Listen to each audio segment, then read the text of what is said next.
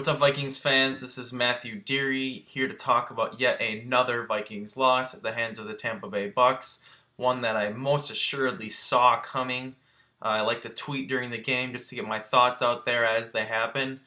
And right about the fourth quarter when it started, I wrote, "The implosion starts now." You could just tell. I mean, I could feel it. I've heard many other sports enthusiasts say the exact same thing.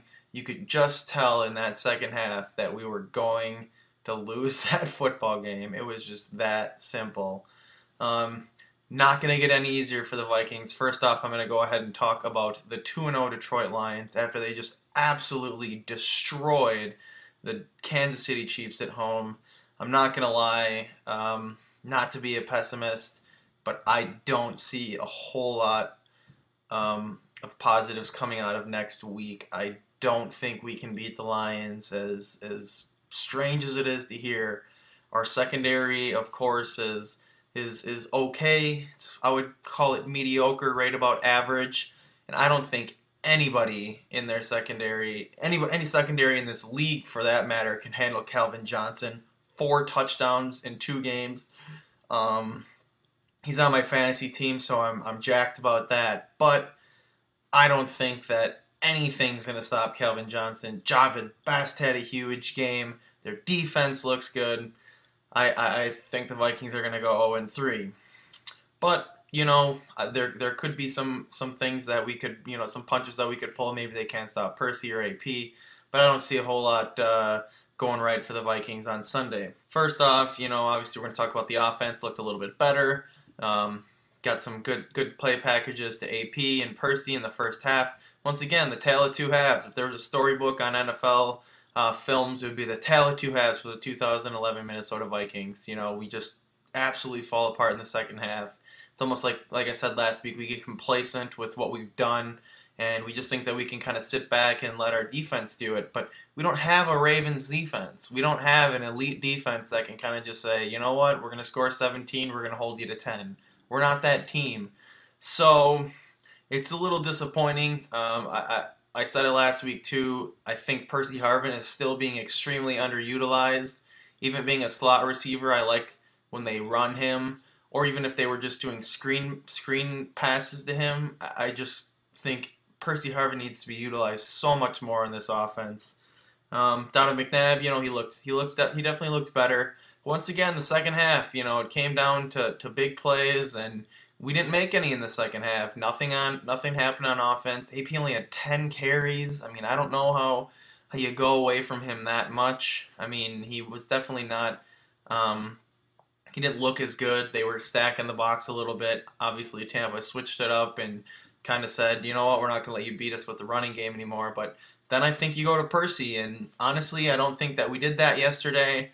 And, our offense showed for that. So let's talk about the defense. Defense did well in the first half. Jared Allen, Brian Robinson, absolutely just really rushing Freeman, making him make quick decisions. Not really much going on for the Tampa Bay offense in the first half, partly because, we were shutting down LeGarrette Blount, and then the second half rolled around, and he started to pick up some steam, which it would be really nice if we would have had Kevin Williams in that game, a big body to stop a big body like LeGarrette Blount.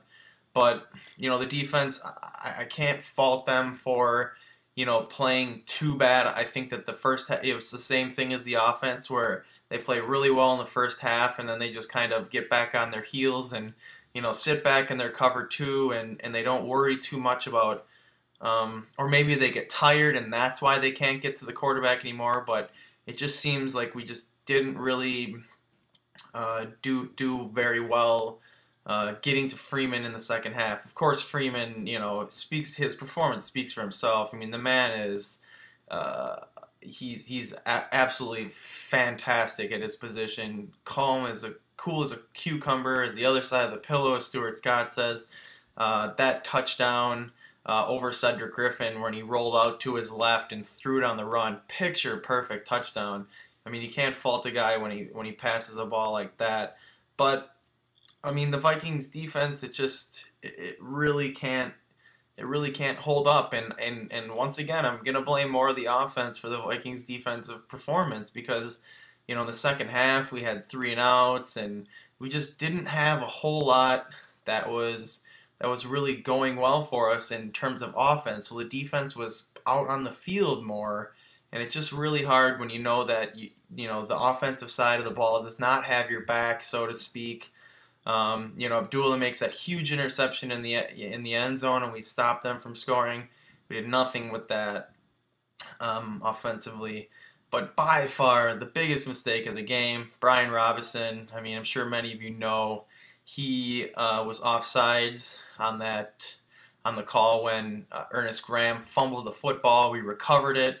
As right in the third quarter. We were on inside their 20. So it was almost guaranteed that we were going to get some points out of that. But Robinson's offsides.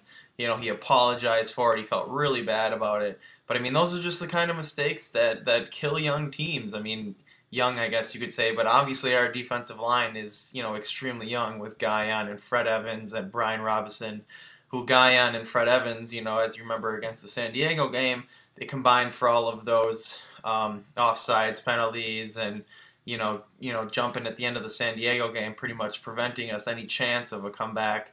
And those kind of mistakes, Leslie Frazier said multiple times in his press conference today, when you're in the NFL and you have a chance to make plays, you got to make plays. And I honestly don't see a whole lot of playmakers on the Vikings team. Maybe it's just in the second half, but it honestly was just the tale of two halves. I mean, the first half we looked like a contending football team, not necessarily contending in the upper echelon, but a team that is not going to get rolled over by the Packers and some of the better teams, but somebody who's going to compete in football games. Didn't really see that from the Vikings. Like I said last week, if we don't fix some of these second half woes, it's going to be a long season. It does not get much easier as the season progresses. I was thinking we would be an 8-8, 9-7 team. Now we're 0-2, so we got a big hill to climb. Starting with the 2-0 Detroit Lions next week. So keep looking out for updates on the Vikings, and like I said, follow me on Twitter. I tweet 50 to 100 tweets during the game, so just keep up with me. I love to interact with people during the game and vent. But that's all for now. Stay tuned.